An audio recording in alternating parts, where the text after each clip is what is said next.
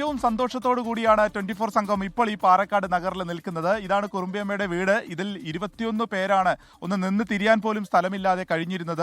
അവരുടെ ഒരു മകൻ ഇവിടെ കിടക്കാൻ സ്ഥലമില്ലാത്തത് കൊണ്ട് ഈ തൊട്ടടുത്ത് ആട്ടിൻകൂടിനായിട്ട് അനുവദിച്ച ഷെഡിലാണ് കടന്നിരുന്നത്. ആ ഒരു ദുരിത ജീവിതത്തിന് അറുതിയായിരിക്കുന്നു 24ന്റെ നിരന്തരമായിട്ടുള്ള വാർത്താ ഇടപെടൽ കാരണം ITDP തന്നെ ഇതിലൊരു പരിഹാരം കണ്ടിരിക്കുന്നു. ഇതിന് തൊട്ടടുത്തുള്ള മറ്റൊരു ആദിവാസി കുടുംബത്തിന്റെ ഒരു വീട് അത് ഒഴിഞ്ഞു കിടക്കുകയായിരുന്നു. ആ വീട് ITDP ഏറ്റെടുക്കുകയും അത് ഇവരുടെ ഒരു കുടുംബത്തിനെ കൈമാറുകയുമായിരുന്നു. ഇപ്പോൾ കുറുമ്പിയമ്മയുടെ ഒരു മകളും കുടുംബവും ഈ വീട്ടിലേക്ക് മാറി താമസിച്ചിരിക്കുന്നു എന്നുള്ളതാണ് ഏറ്റവും സന്തോഷം. കുറുമ്പിയമ്മ തന്നെ ഇപ്പൊ നമ്മോടൊപ്പം ചേരുകയാണ്. ഇപ്പൊ ആശ്വാസമായോ? എനിക്ക് നല്ല ആശ്വാസമായി.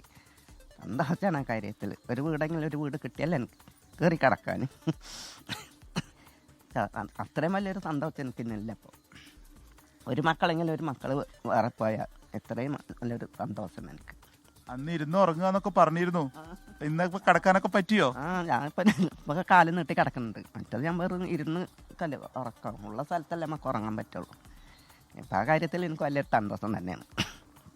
ഇപ്പോൾ ITDP ഒക്കെ പറയുന്നത് ഇനി വേറൊരു വീട് വെച്ച് തരാം സ്ഥലം ഉണ്ടെങ്കിൽ എന്നാണ്. ഇനി അങ്ങനെ ഒരു ആവശ്യം കൂടി ഇല്ലേ? പിന്നെ സ്ഥലം ഇവിടെ ഉണ്ട്. വേറെ വെക്കാൻ പറ്റുകയാണെങ്കിൽ തന്നെ വെച്ച് തരികയാണെങ്കിൽ ഏറ്റവും നല്ല കാര്യം.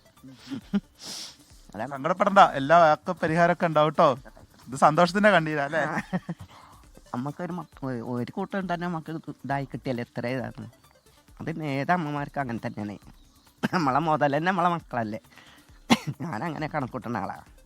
എൻ്റെ മക്കൾ തന്നെയാണ് എൻ്റെ മുതലും.